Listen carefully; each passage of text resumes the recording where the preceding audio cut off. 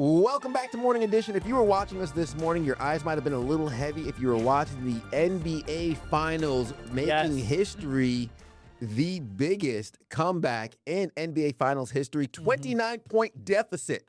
They counted them out. They said it was over, but it was not. The Knicks had a plan with just over a second left in the game. OG on top. 107-106, your finals as we go to Game 5 back to San Antonio. Knicks, what a series this has been. Being from New York, I feel like I must just announce to everybody, no. Take them full screen. Take them full. I am not a Knicks fan. I am a Brooklyn Nets fan. But I am happy for the success of the Knicks. I'm not going to jump on that bandwagon talking like, yeah, that's my team. No.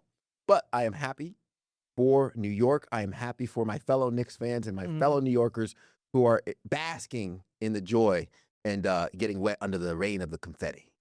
I like it. Okay. It's so fun. I have no real feelings about this, right? I love sports. I love sports, right? So I don't really pay attention to the NBA season except for the Hornets up until we get to the finals, right? And then I don't know, I just like to have fun and pick a team of who I want to see win.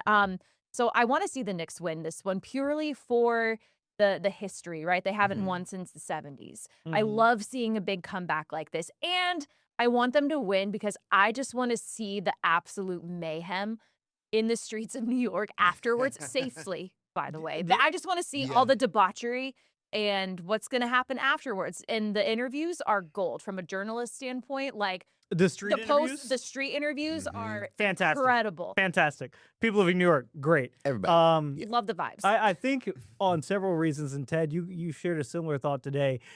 Basketball has needed this. The finals last year between Oklahoma City and Indiana, too interesting, but like it didn't have the appeal.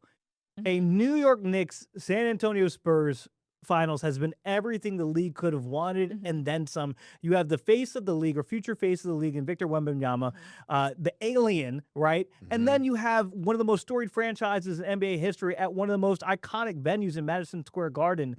And the fact that we have these as the finals, I think Wemby will get one, but this is what we need. And to Andy's point, Ted, I want to ask you as a New Yorker, what should people expect if they're able to pull this off, right? Win one more game. What can we because I've seen some people say on the interviews that Andy's talking about, he's like, Statue of Liberty, gone. Everything gone. We're stealing the Coffee. Statue of Liberty He said, President Trump, push the button. Push the button. It will be mayhem. The city itself will be rearranged. Oh, yeah. New York City as you know it. Yeah, they're going to be moving the streets, buildings. Are they going to grease the light poles, probably? Oh, I'm sure they'll. But I feel like they're not feeling the sense where they're climbing light poles I feel like they're just in the street mobbing. Yeah. You know what I mean? Like vibes will be high for sure. Despite what reputation New York might have, of like, oh, they're rude. Like, they will be loving and hugging on each other. Like, the vibes are fantastic. As a matter of fact, to your point, Julian, I was in New York this past weekend, and for the first time in years since I can remember, I sat down, I watched the basketball game from start to finish. And it was exciting. It was fantastic. And then I go out and you have everybody in their Knicks gear. We're driving. I'm yelling out the windows like, hey, we got a game tonight, because they're wearing the Knicks jerseys. And it is just electric. So that's why, even being a Brooklyn Nets fan, it's like, I am so happy for it, for the city.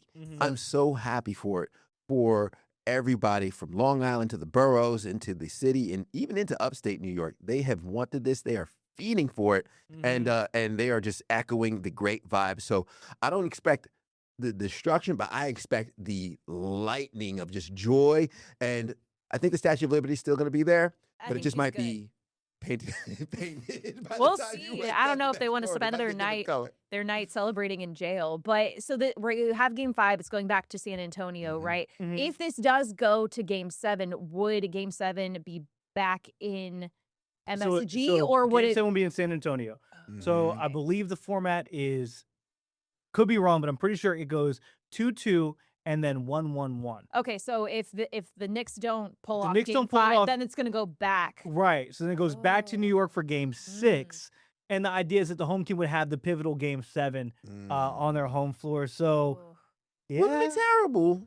No. I mean, Knicks in 6.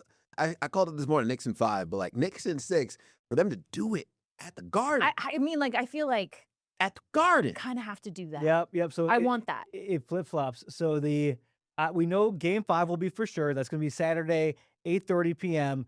If need be, then it goes back to Madison Square Garden on Tuesday, and then everything wraps up. If need be, Game 7 will be Friday in San Antonio.